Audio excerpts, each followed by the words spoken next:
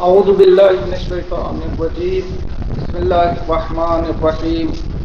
الحمد لله رب العالمين، ثم الصلاة والسلام على سيدنا محمد وعلى آله الطيبين الطاهرين. أما بعد، فقد قال الله تبارك وتعالى في كتابه المبين: بسم الله الرحمن الرحيم. قد أفلح من زكاها وقد خاب من دساها. صدق اللہ العلی العظیم.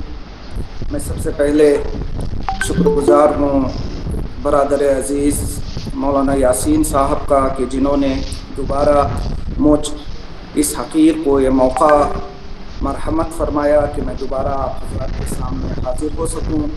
اور اسی طرح سے میں شکر گزار ہوں. ابھی کچھ دیر پہلے میں آواز سن رہا تھا، مجھے ایسے اندازہ لگ رہا ہے کہ یہ آواز حجت الاسلام والمسلمین مولانا محمد میاں صاحب کی ہے، جو ہمارے بزرگوں میں سے ہیں اور خود ہمارے اساتید اخلاق میں سے. میں ان بزرگان کا شکریہ ادا کرتا ہوں کہ انہوں نے مجھے موقع مرحمت فرمایا کہ میں دوبارہ آپ حضرات کے سامنے حاضر ہو سکوں. سب سے پہلے میں مناسبت لہ کرامت کی عنوان سے آپ سبھی حضرات کی خدمت میں تبریک و تہنیت پیش کرتا ہوں. پچھلے ہفتے ہم نے کچھ اخلاقی نکات آپ کی خدمت میں پیش کرنے کی کوشش کی تھی. میں تھوڑا سا ریوائز کروں گا تاکہ بات سے بات ملے اور آج کی بات اچھی طرح سے سمجھ آ سکے. پچھلے ہفتے ہم نے گفتگو کرنے کی کوشش کی تھی کہ انسان کے دل کو سیقل کیسے کرنا چاہیے، اور ہم نے ایک چھوٹی سی حکایت بھی پیش کی تھی مثنوی سے کہ جس میں مولانا روم نے کچھ چینی اور کچھ رومی حضرات کا تذکرہ کیا تھا. اور آخر میں ہماری بات یہاں آ کر رکی تھی. ہم نے یہ بتانے کی کوشش کی تھی کہ دنیا کا ایک کانسیپٹ ہے کہ دنیا میں جتنی چیزیں ہیں وہ دو حصوں میں بٹی ہوئی ہیں. کچھ لیونگ تھنگس ہیں اور کچھ نان لیونگ تھنگس ہیں. لیکن ہم نے پچھلے ہفتے یہ بتانے کی کوشش کی کہ اگر قرآنی زاویہ نظر سے ہم چیزوں کو دیکھیں، قرآن کی نظر میں کوئی لیونگ تھنگ اور نان لیونگ تھنگ جیسی تقسیم ہوتی نہیں ہے، بلکہ قرآنی زاویہ نظر سے ہر چیز کے اندر شعور پایا جاتا ہے. ہر چیز لیونگ تھنگ. یہ الگ بات ہے کہ دنیا میں کچھ لوگوں کو بولنے کی اجازت دی گئی ہے.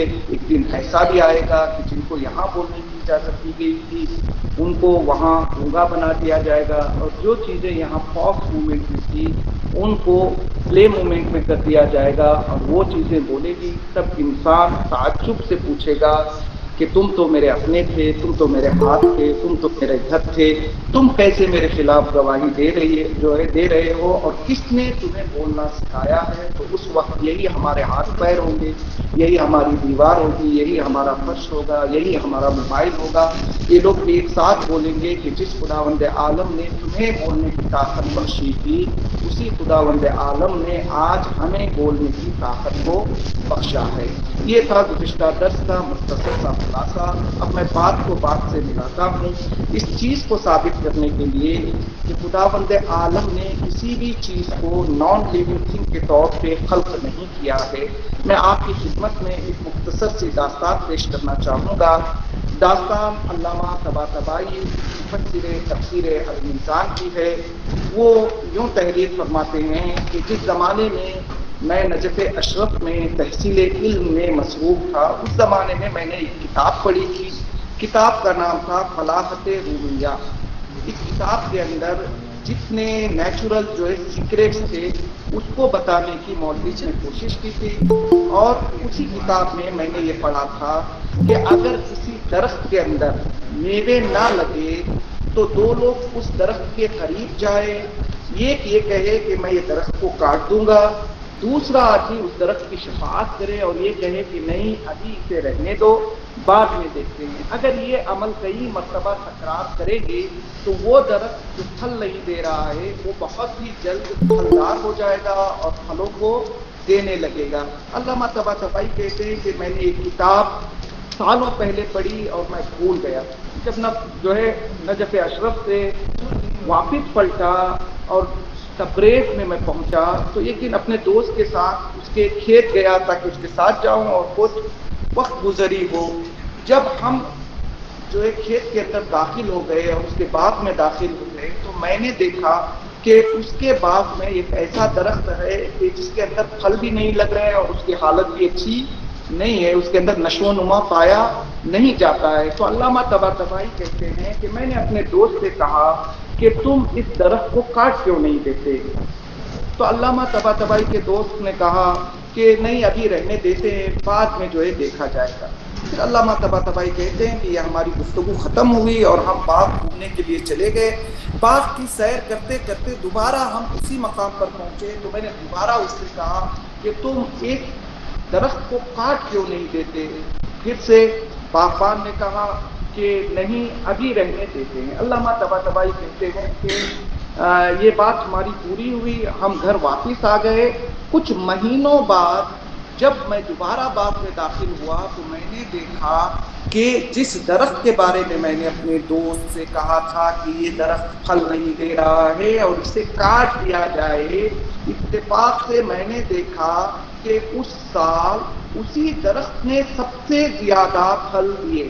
پھر علامہ طباطبائی کہتے ہیں کہ جیسے ہی میں نے اس سوکھے درخت کو پھلوں کے ساتھ دیکھا تو میرے ذہن میں سالوں پرانی پڑی ہوئی کتاب فلاحت رومیہ گزرنے لگی اور مجھے اس کتاب پر یقین آیا کہ جس میں لکھا ہوا تھا کہ اگر درخت کو جا کر بار بار آپ واکنگ کرو کہ ہم تجھے کاٹ دیں گے تو درخت بھی ہماری بات کا اثر لے گا اور وہ اپنا اچھا پرفارمنس دینے کی کوشش کرے گا۔ پھر علامہ طباطبائی کہتے ہیں کہ قرآن کی بات بالکل صحیح ہے، کیونکہ قرآن کا یہ جو نظریہ ہے کہ ہر چیز کے اندر شعور پایا جاتا ہے۔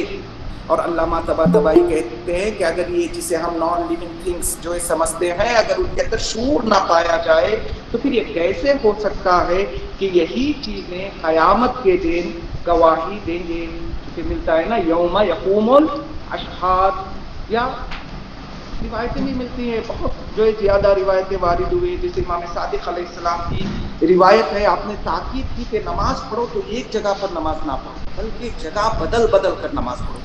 کیوں جگہ بدل بدل کر ہم نماز پڑھیں؟ تاکہ یہ جگہ جب قیامت کے دن گواہی دے گی تو ہمارے اشہاد اور ہمارے گواہی دینے والوں میں اضافہ ہو۔ یا روایتوں میں ملتا ہے یہ سراپا جو ہمارا وجود ہے، جو ہمارا ایگزسٹنس ہے، یہ سارے کا سارا ہمارے لیے گواہ ہو سکتا ہے کوئی یہ سوچے کہ یہ کیسے ممکن ہے، یہ تو ہمارا جسم ہے، یہ تو میرا ہے۔ دیکھیے انسان کی زندگی میں دو چیزیں ہیں۔ میں آپ سے پوچھوں، آپ کے سامنے موبائل پڑا ہو، میں آپ سے پوچھوں یہ موبائل کس کا ہے؟ آپ کہیں گے یہ موبائل میرا ہے۔ ہو سکتا ہے 2 مہینے بعد آپ کا یہ موبائل آپ سے گم ہو جائے، آپ کوئی دوسرا موبائل خرید کے لائیں، پھر میں پوچھوں یہ کس کا ہے؟ پھر آپ وہی جواب دیں گے کہ یہ میرا ہے۔ یہ نئے کو میرا بتانا اس کا مطلب یہ کہ پرانے والا میرا تھا وہ اب میرا نہیں ہے۔ بالکل اسی طرح سے اگر میں آپ کے باڈی پارٹس کے حوالے سے سوال کروں، مثال کے طور پر آپ مجھ سے پوچھیں میرے ہاتھ کے بارے میں، یہ ہاتھ کس کا ہے؟ میں کیا جواب دوں گا؟ یہ ہاتھ میرا ہے۔ اور میں اور میرے میں ایک بہت بڑا فرق ہے۔ جو میرا ہے نا وہ میں نہیں ہے، وہ ہمارا ہو ہی نہیں سکتا۔ انسان کے اندر جو اس کی روح ہے، جو جس کے بارے میں وہ کہتا ہے میں نے یہ کیا، میں نے سوچا، میں نے چاہا، میں نے عمل کیا، یہ میں انسان کی ملکیت ہے۔ جتنا میرا ہے وہ انسان کے پرائے ہے۔ اگر میں کہوں میری آنکھ تو یہ آنکھ میں نہیں ہے کہ میری ہے، میری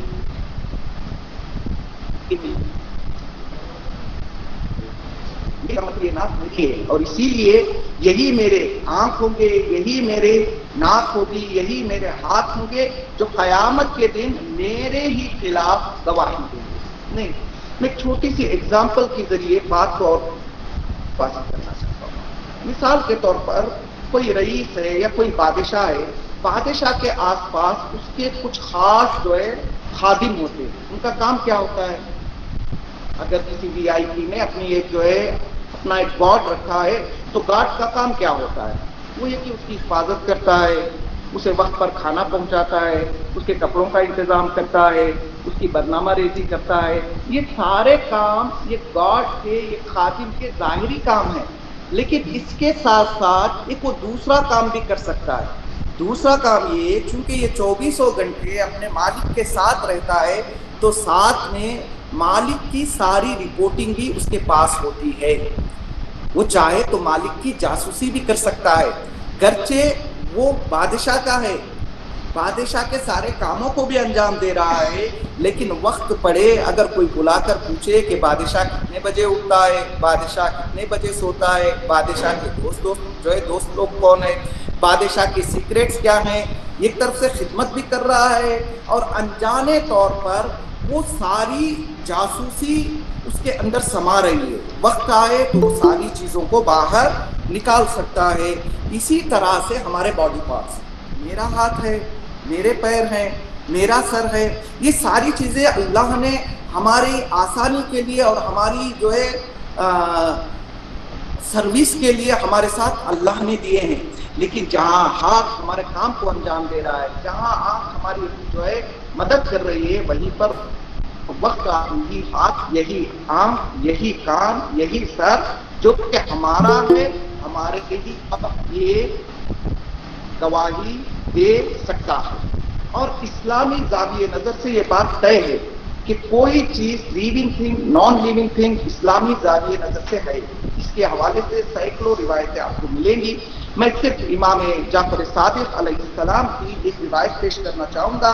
امام نے اس روایت میں یہ ارشاد فرمایا، اذا تاب العبد توبۃ نصوحا، اگر کوئی بندہ توبہ نصوحا کرتا ہے، سچے دل سے توبہ کرتا ہے، تو جتنی چیزیں زمین نے اس کے حوالے سے ریکارڈ کر کے رکھی ہے تو اس کو زمین ایریز کر دیتی ہے.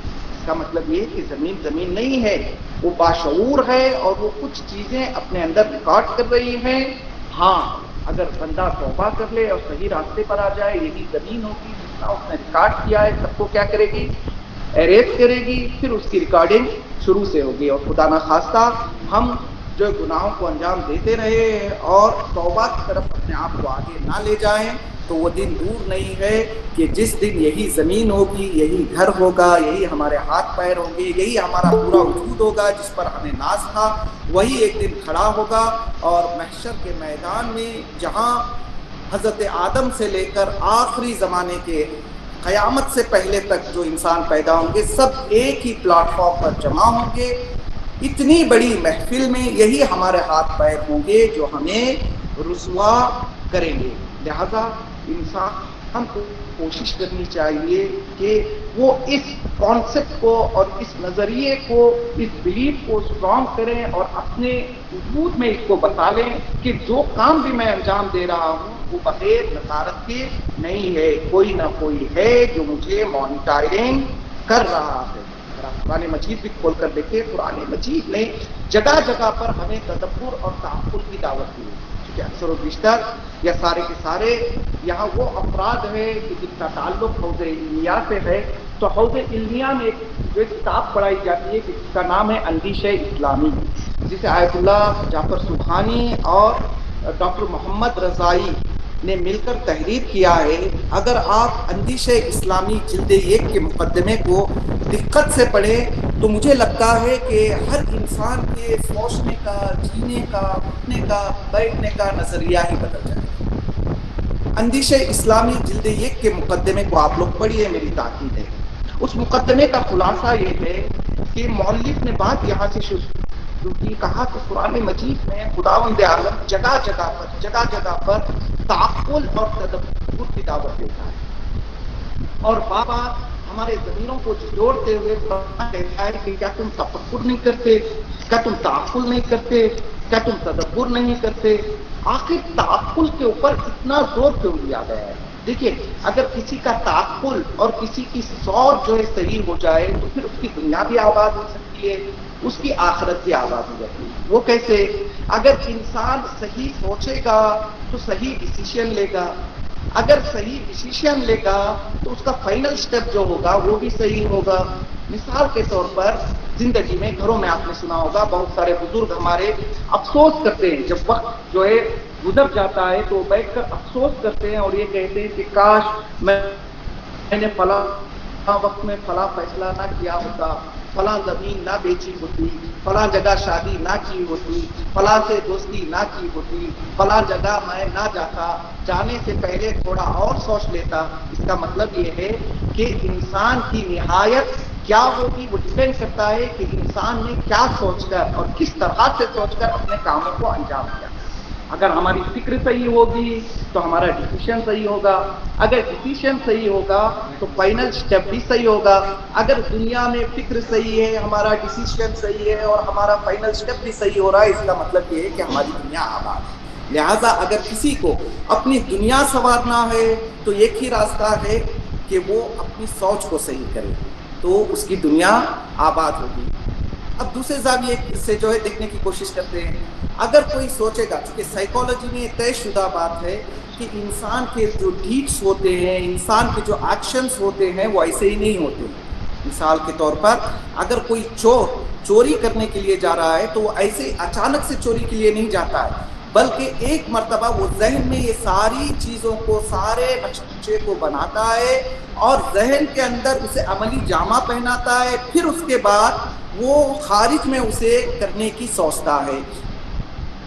اگر انسان کی سوچ پاک ہو جائے، تفکر صحیح ہو جائے، تعقل صحیح ہو جائے، تو پھر انسان کی سوچ صحیح ہونے کا نتیجہ یہ ہوگا کہ انسان کے اعمال بھی صحیح ہوں گے.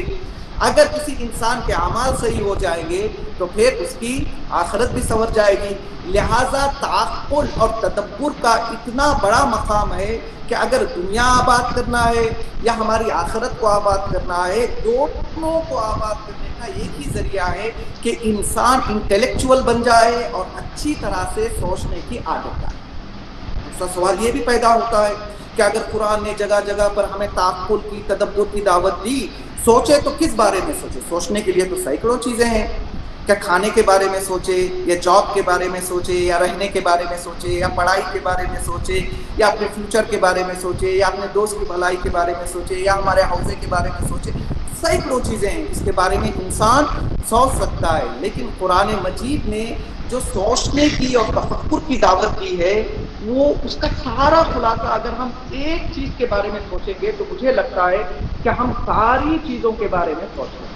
وہ چیز کون سی ہے کہ اگر ایک چیز کا ہمیں عرفان ہو گیا، ایک چیز کی معرفت اچھی طرح سے حاصل ہو گئی، تو پھر کسی دوسرے چیز کی ضرورت نہ پڑے. وہ چیز کوئی اور چیز نہیں ہے. انسان بیٹھے اور خود اپنے وجود کے بارے میں سوچ کہ میں کیا ہوں، میں اچانک سے تو نہیں ہوں، میں کیا ہوں. جب انسان اپنے بارے میں سوچنے لگے گا تو دو کوشچن سے ضرور اس کا سامنا ہوگا. پہلا کوشچن یہ ہوگا کہ میں کہاں سے آیا ہوں. دوسرا کوشچن یہ ہوگا کہ مجھے جانا کہاں ہے. جب انسان یہ سوچے گا میں کہاں سے آیا ہوں تو خدا تک پہنچ جائے گا، اس کی توحید مضبوط ہو جائے گی. اور انسان اگر یہ سوچے گا کہ مجھے کہاں جانا ہے تو وہ معاد تک پہنچ جائے گا، تو اس کی آخرت بھی اچھی ہو جائے گی. اور جس انسان کے ذہن میں کلیئر ہو جائے کہ میں کہاں سے آیا ہوں اور مجھے کہاں جانا ہے، تو پھر وہ انسان کبھی بھی گمراہ نہیں ہو سکتا. اسی لیے شاید حدیث میں بھی ہے من عرف نفسہ فقد عرف ربہ، کہ جس نے اپنے آپ کو پہچان لیا اچھی طرح سے کہ میں کہاں سے آیا ہوں، مجھے کہاں جانا ہے، مجھے کس لیے بھیجا گیا ہے، میں یہاں پہ ہوں تو مجھے کیا کرنا ہے. اگر یہ سارے ڈاؤٹس انسان کی نظر میں کلیئر ہو جائے تو پھر انسان کی دنیا بھی آباد ہو جائے گی اور انسان کی آخرت بھی آباد ہو جائے گی. لہذا ہم سب کو چاہیے کہ ہم ہر چیز میں سوچیں. مثال طور پر ہم قرآن مجید لے کے بیٹھ جاتے ہیں، ایسے ہی نہیں کہ ہم پڑھتے جا رہے ہیں، وہاں کوئی سٹوری نریٹ ہو رہی ہے، ٹائم پاس ہو رہا ہے. نہیں، ایسے نہیں. قرآن کے ہر لفظ میں اگر جو ہے آپ تعقل کریں گے تو آپ کو ایک عظیم درس ہے. مثال کے طور پر 2-3 مثالیں میں پیش کرتا ہوں. اگر آپ قرآن کے قصے پڑھ رہے ہیں، جناب ابراہیم کا قصہ پڑھا آپ نے کہ آپ کو آگ میں ڈال دیا گیا. انسان تھوڑی دیر کے لیے سوچے آگ کا کام جلانا ہے، آگ میں ڈال دیا گیا تو پھر جو ہے یہ جلے کیوں نہیں. یا جناب موسیٰ نیل سے گزر رہے ہیں، پانی کا کام ہے، دریا کا کام ہے، ڈبو دینا، ڈراؤن کرنا. اگر جناب موسیٰ دریا سے گزر رہے تھے تو وہ پھر غرق کیوں نہیں ہوئے. یا حضرت یوسف کے بھائیوں نے لے جا کر حضرت یوسف کو ایک کیا کہ یہ تعجب کی بات نہیں، ایک چھوٹا بچہ کہ جو کنعان میں جسے کنویں کی پستی میں ڈال دیا گیا 6 سالوں میں عزیز مصر بن گیا.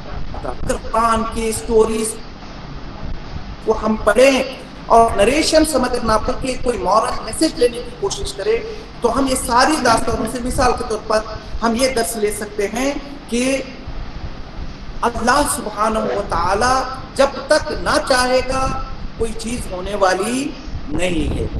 لہذا قرآن کی آیتوں میں جب آپ پڑھیں تو کوشش کریں کہ آپ ہر چیز سے کیا لیں, ایک لیسن لیں اور ایک درس حاصل کرنے کی آپ لوگ کوشش کریں. دیکھیے انسان اگر اپنے آپ کو پاک کرنا چاہتا ہے, پیوریفائی کرنا چاہتا ہے تو 2 ہی چیزیں. انسان کو ظاہری جو ہے جسم سے زیادہ اپنے دل کو سیخل کرنا ہے. دل کو سیخل کرنے کے لیے جو ہے کچھ چیزیں اس کی مدد کریں. پہلی چیز کیا میں نے بتائی, پہلی چیز یہ کہ یہ جو ہے بلیف کو اسٹرانگ کرے کہ میں اکیلا نہیں ہوں, کوئی ہے جو مجھے واچ کر رہا ہے. مثال کے طور پر آپ حوضے میں بیٹھے ہوئے ہیں, اگر آپ کو پتا چل جائے کہ استاد نہیں ہے تو یہ جو طبیعی بات ہے کہ بچے شور کرنے لگتے ہیں, خصوصاً حوضے کے بچے نہ بھی کریں تو آپ جائیے چھوٹے اسکولوں میں دیکھیے, پرائمری اسکولس میں اب جا کر دیکھیے ایسے استاد باہر نکلتا ہے, بچے جتنی شرافت سے بیٹھے ہوئے ہیں اب جو ہے منظر بالکل بدل جاتا ہے, ہر کوئی شور کرنے لگتا ہے. آپ نے بچپن میں محسوس کیا ہوگا کہ جب آپ کلاس روم میں بیٹھتے تھے تو استاد آنے سے پہلے شور شرابہ ہوتا تھا, لیکن کچھ اساتذہ جو ہے آہستہ آہستہ کلاس میں وارد ہوتے تھے تاکہ دیکھیں کہ کلاس میں میرے انٹر ہونے سے پہلے کلاس کی حالت کیا تھی. تو کچھ بچے جو سامنے کے ہوتے تھے جو اپنے معلم کو اور اپنے ٹیچر کو دیکھ لیتے تھے, اب تک وہ بھی شرارت کر رہے تھے, جیسے ہی نظر پڑی ایک دم ایسے بن گئے جیسے ماں. لیکن اسی کلاس روم میں ابھی کچھ بچے ایسے بھی بیٹھے ہوئے ہیں جن کو احساس نہیں ہے کہ ہمارا ٹیچر انٹر ہو چکا ہے, وہ بچے ابھی بھی مصروف رہیں گے. اگر جس بچے کو اس کا علم ہو گیا وہ اسے روکنے کی بھی کوشش کرے وہ نہیں دے گا, وہ الٹا اسے خاموش بٹھائے گا, کہے گا کہ تم ڈسٹرب کر رہے ہو مجھے. لیکن ایک مرتبہ استاد سامنے آتا ہے, بچے کی نظر استاد بیہیویئر 180 ڈگری چینج ہو جاتا ہے. اب تک جو بچہ شرارت کر رہا تھا ایک دم سے ایک ہی سیکنڈ میں یا سیکنڈ سے بھی کم جیسے نظر استاد پر پڑی ایسے لگا کہ اس کا پورا وجود ہی بدل گیا. بالکل اسی طرح سے ہماری زندگی میں ہم جو کلاس روم کے چھوٹے چھوٹے بچوں کی طرح شور شرابہ کر رہے ہیں, ناظر کو بھول گئے ہیں, ہمیں یہ خیال نہیں ہے کہ کوئی ہے جو ہماری مانیٹائرنگ کر رہا ہے, جو ہمیں بھول گئے ہیں. اگر یہ بلیف اسٹرانگ ہو جائے کہ 24/7 کوئی ہے جو مجھ پر نظر رکھ رہا ہے, نہ صرف ایک نظر رکھ رہا ہے, میرے ہر سیکنڈ کی خبر وہ درج کر رہا ہے, اسے نوٹ کر رہا ہے. اور کل ایک ایسا دن آئے گا کہ جہاں آڈینس بہت زیادہ ہوں گی اور ان کے سامنے میرا ہر عمل جو ہے پلے کیا جائے گا. اگر یہ انسان سوچ لے کہ زندگی میں کوئی ہے جو میری نظارت کر رہا ہے تو پھر کسی حد تک یا بہت زیادہ انسان اپنے آپ کو سنبھال سکتا ہے اور اپنے دل کو سیکل کرنے میں یہ چیز مددگار کے طور پر لے سکتا ہے. دیکھیے اگر کوئی انسان اپنے آپ کو صحیح کرنا چاہ رہا ہے, سختیاں ضرور آئیں گی, سختیوں کے بغیر کوئی چیز حاصل ہونے والی نہیں ہے. چونکہ میں مثال دینے کا عادی ہوں, ایک چھوٹی سی مثال دوبارہ دیتا ہوں تاکہ بچوں کے ذہن میں اچھی طرح سے یہ بات پہنچ جائے. مثال کے طور پر آپ کے گھروں میں جو ہوتے پھول کے پودے, گلاب کے پھول کے پودے, آپ سمجھ لیجئے گلاب کا ایک پودا آپ لگا رہے ہیں. اگر آپ اچھا سا پاٹ لے کر آئیں, اس میں اچھی سی مٹی بھی ڈالیں اور پودا بھی لگا دیں, تو وہ پودا اچھی طرح سے نہیں بڑھ سکتا جب تک کچھ چیزیں ہم اس پاٹ میں ایڈ نہ کریں. مثال کے طور پر یہ جو ہے جو کھاد ہوتی ہے جسے ہم گوبر کہتے ہیں,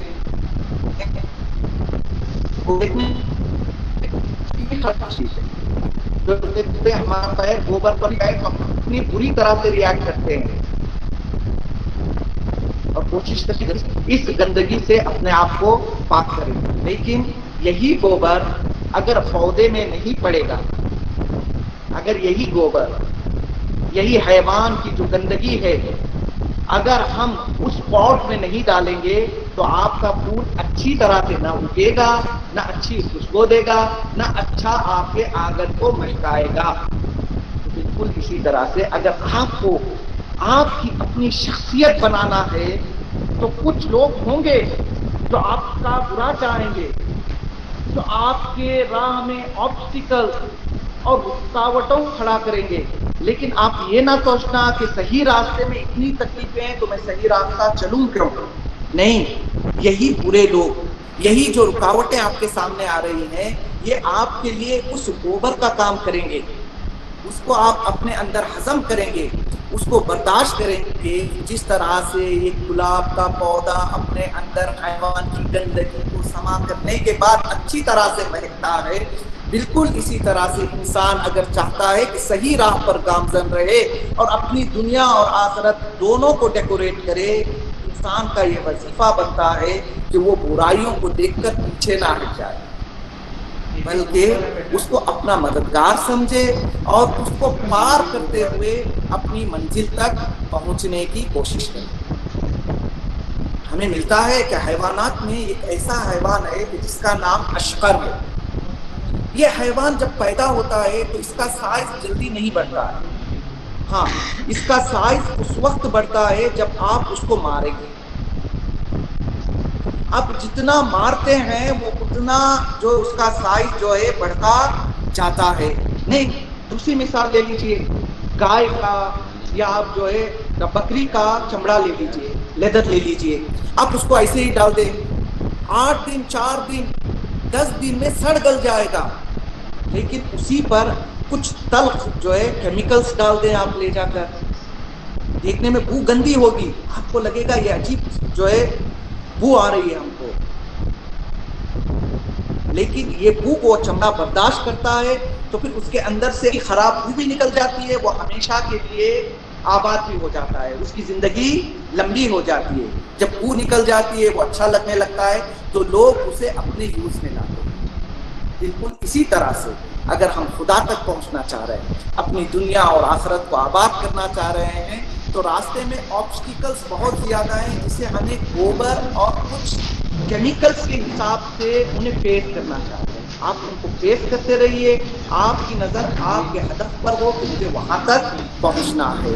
انشاءاللہ اگر آپ کوشش کریں گے تو مدد اللہ کی طرف سے بھی ہوگی، اہل بیت علیہ السلام سے توسل بھی کریں تو انشاءاللہ مجھے امید ہے کہ کسی حد تک ہم اپنی دنیا کو بھی آباد کر سکتے ہیں اور اپنی آخرت کو بھی آباد کر سکتے ہیں۔ باتیں بہت زیادہ ہے لیکن 12:20 ٹائم ہو چکا ہے، لہٰذا میں مجدداً شکریہ ادا کرتا ہوں ہمارے دوست عزیز مولانا یاسین صاحب کا کہ انہوں نے دوبارہ مجھے یہ موقع فراہم فرمایا کہ میں آپ لوگوں کے درمیان حاضر ہو سکوں۔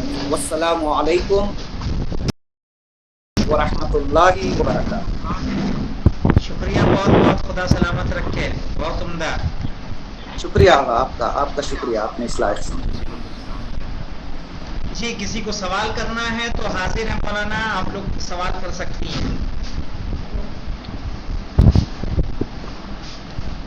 السلام علیکم۔ وعلیکم السلام جی۔ آغا، ہم نے سنا ہے کہ اگر عورت کا انتقال ہو جائے تو شوہر کیا نامحرم ہو جاتا ہے، مطلب عورت کے انتقال کے بعد؟ جی، پہلے آپ کا سوال جو ہے صحیح سوال ہے، درس اخلاق ہے، اچھا ہوتا کہ آپ جو ہے اسی سے ریلیٹڈ سوال کریں کہ ہر چیز کا ایک فائدہ ہوتا ہے۔ ہم خود ابھی درس اخلاق سے اٹھتے ہیں تو قوانین کی رعایت ضروری ہے۔ جی سوال کا جواب بہت ہی مختصر ہے، ٹھیک ہے۔ بہت سارے لوگ جو ہے سوال کرتے ہیں، خصوصاً کسی عورت کا جو انتقال ہوتا ہے اس کی تدفین کے وقت لوگ مولانا کرتے ہیں اور یہ سوال کرتے ہیں کہ مولانا جو ہے ابھی تدفین کا وقت ہے، کیا شوہر دیکھ سکتا ہے، کیا شوہر نہیں دیکھ سکتا؟ ٹھیک ہے، آپ کے پاس مجھ سے اچھے جید علماء موجود ہیں، آپ فقہی سوال ان سے کریے، وہ اچھے طرح سے جواب دیں گے، لیکن چونکہ آپ نے سوال کر لیا ہے تو میں اپنا فریضہ سمجھتا ہوں کہ مختصر طور پر اس کا جواب دوں۔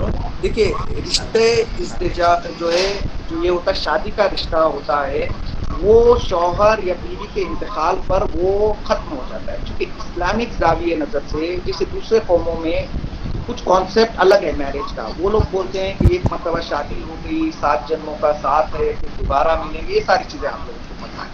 لیکن اسلامی زاویہ نظر سے شادی معاملات میں آتی ہے, اور ایک جو ہے کانٹریکٹ اور ایک اگریمنٹ ہے جو دو لوگوں کے درمیان چلتا ہے.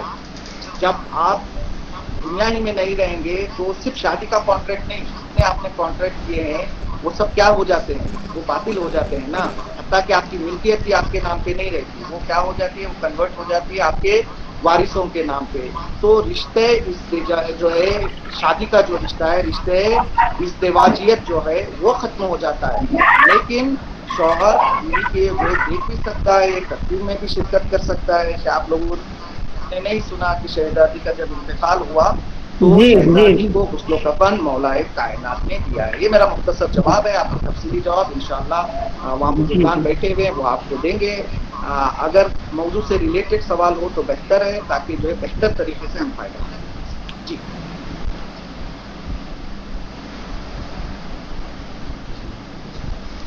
جی کسی اور کو بھی سوال ہے یا رخصت لی جائے؟